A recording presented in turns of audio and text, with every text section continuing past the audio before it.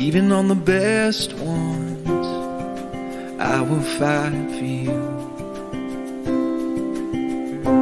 Even in the heartbreak, even when we win, I'll be loving you.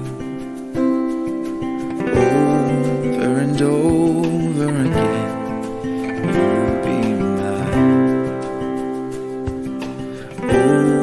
Over and over again, I'll choose you every time.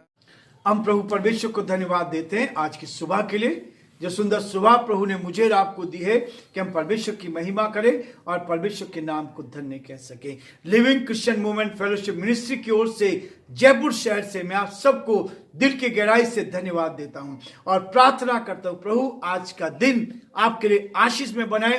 आज के दिन में प्रभु आपको उत्तम आशीष दे, आपके परिवार पर आशीष दे, आप जीवन में उन्नति करते चले जाएं और जो परमेश्वर की योजना है उसको पूरा कर सके। और हमारी यही प्रार्थना है कि प्रभु आपको आगे बढ़ाएं, आपके बच्चों पर, आपके परिवार पर उत्तम आशीष बनी रहे और आप परमेश्वर की महिमा का कारण बनते जाएं। प्रियो, कल हमने देखा था दूसरा कुरिन्थियों का 3 अध्याय का 7 और 8 पद को, परमेश्वर की वाचा, आत्मा की वाचा और भी तेजों में क्यों ना होगी।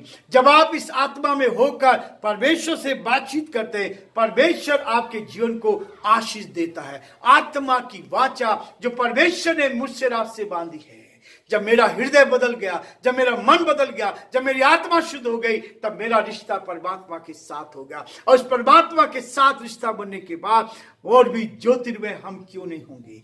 परमेश्वर में ज्योतिर्मय करता है, इसलिए वो कहता है। 8 पद हमने पढ़ा था, 9, 10 और 11 पद को भी आज मैं आपके सामने पढ़ना चाहता हूं, ताकि इस पद के द्वारा, इस वचन के द्वारा आप सबों को बहुत आशीष मिले और आप आगे बढ़ें।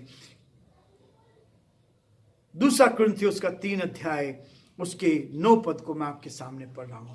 क्योंकि जब दोषी ठहराने वाली वाचा तेजों में थी, तो धर्मी ठहराने वाली वाचा और भी तेजों में क्यों ना होगी। 10 पद, और जो तेजों में था वह भी उस तेज के कारण जो उससे बढ़कर तेजों में था, कुछ तेजों में न ठहरा। 11 पद, क्योंकि जब वह जो घटता जाता था तेजों में था, तो वह जो स्थिर रहेगा और भी तेजों में क्यों ना होगा। परमेश्वर इस वचन के पढ़े और सुने जाने पर आशीष दे। हम प्रार्थना करेंगे। धन्यवाद और स्तुति के योग्य हमारे सामर्थ्य परमेश्वर, हमारा हृदय आपके प्रति आनंद से, धन्यवाद से भरा है। प्रभु जी, आपने हमें इस पृथ्वी पर जीवित रखा, अपनी उपस्थिति का एहसास दिया, हमारे भाई बहनों को प्रभु जी आपने सुरक्षित रखा, इसके लिए धन्यवाद देते हैं। आज हम एक साथ पिता आपकी आवाज को सुन रहे हैं, आपके वचन को सुन रहे हैं। यीशु के नाम से हम प्रार्थना करते हैं, हर एक भाई बहन पर आशीष दे प्रभु। उन सारे श्रोताओं के लिए विशेष प्रार्थना करते हैं, उत्तम से उत्तम आशीष से भरपूर का, बीमारी से, परेशानी से, कठिनाई से, दुख और मुसीबत से बचाएं, ताकि वो आपके नाम में आगे बढ़ते जाएं और आपकी महिमा कान बन सके। और जो आपकी योजना है वो हमारे जीवनों से पूरी की जाए। सारी महिमा, आदर, गौरव प्रभु जी हम आपको देते हुए इस प्रार्थना को अपने प्रभु अपने धार करता यीशु मसीह के नाम से मांगते हैं, आमीन।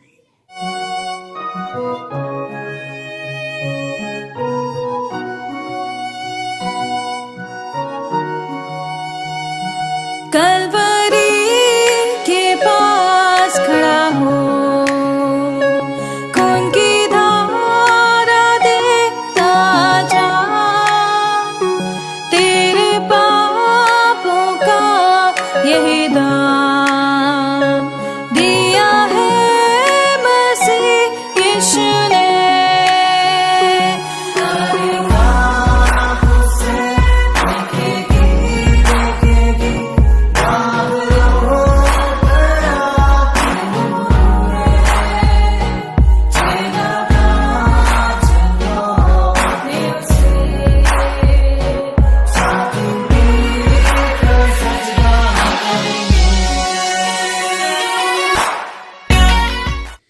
प्रियो, परमेश्वर कहता है कि मेरा और आपका जीवन कैसा हो। आज का जो हेडिंग है मेरे और आपके लिए आज का विषय जिस चीज को हम लेकर चल रहे हैं, एक और थोमा।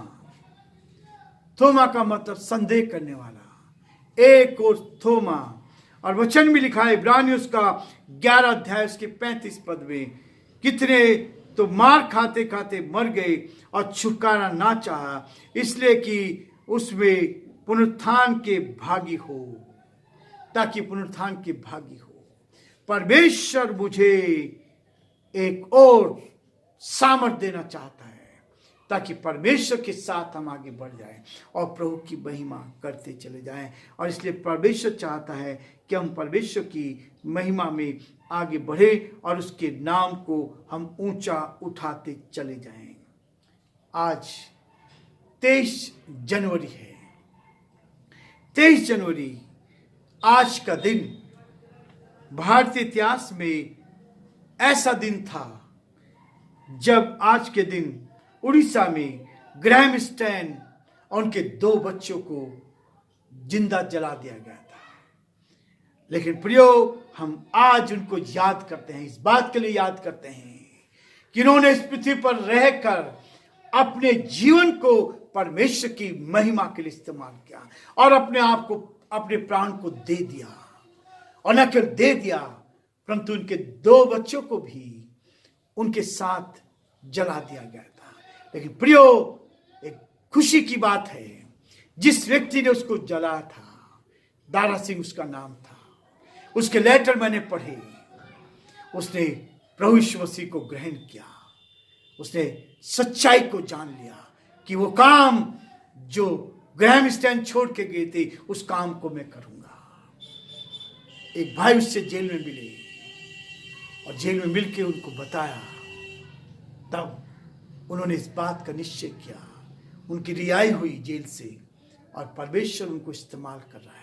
यह है आनंद की बात, जब आप परमेश्वर के लिए अपने प्राणों को देते हैं। थोमा इस देश में आया, थोमा हिंदुस्तान में आया और पहला मिशनरी बनकर आया, पहला मिशनरी बनकर आया।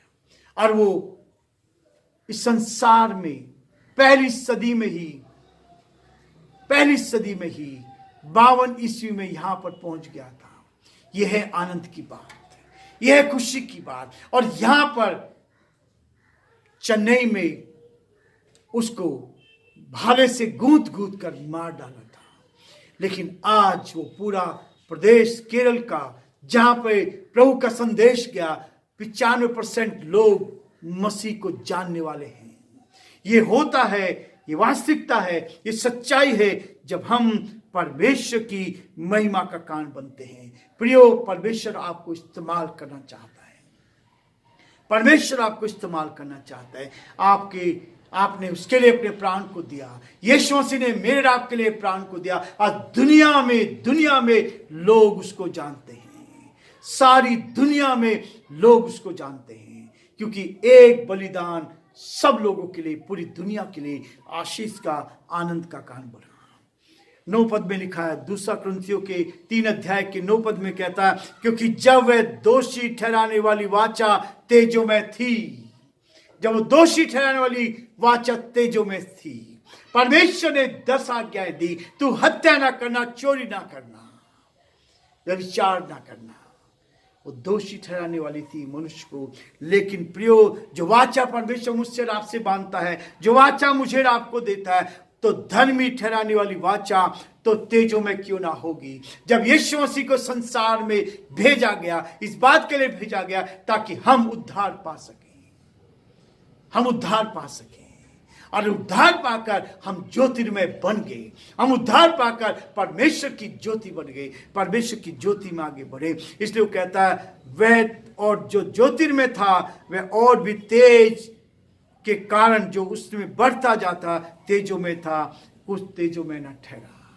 प्रियो, परमेश्वर मुझे और आपको तेजों में बनाना चाहता है, ताकि आपके चेहरे से सामर्थ निकले, आपके चेहरे से रौनक निकले। पर प्रभु यीशु मसीह ने कहा, तुम जाओ, जाके सारे संसार में जाकर प्रभु का संदेश दो, और उसके लिए जो विश्वास करे बपतिस्मा ले, उसी का उद्धार होगा। और विश्वास करने वालों में चिन्ह होंगे, तुम मेरे नाम से प्रार्थना करोगे लोग चंगे हो जाएंगे, तुम बीमारों पे हाथ रखोगे चंगे हो जाएंगे। परमेश्वर आज के दिन में उस सबको पूरा कर रहा है। आज देश में अलग अलग जगह हम परमेश्वर की महिमा को देख रहे हैं। प्रियो, ये वचन कभी भी असत्य नहीं हो सकता है, क्योंकि यीशु ने कहा मार्ग सत्य और जीवन में हूं। जो संदेश वो दिया जा रहा है सारी दुनिया में फैलता जा रहा है, क्योंकि यीशु का आगमन बहुत निकट है। वो फिर से दुनिया में आने वाला है और अपने काम को पूरा करने वाला है। प्रभु आप सबको बहुत आशीष दे और प्रभु का हाथ आप पर और आपके पूरे परिवार पर रहे। यही हमारी दुआ है, ये हमारी प्रार्थना है कि प्रभु आपको आशीष दे और प्रभु का हाथ आप पर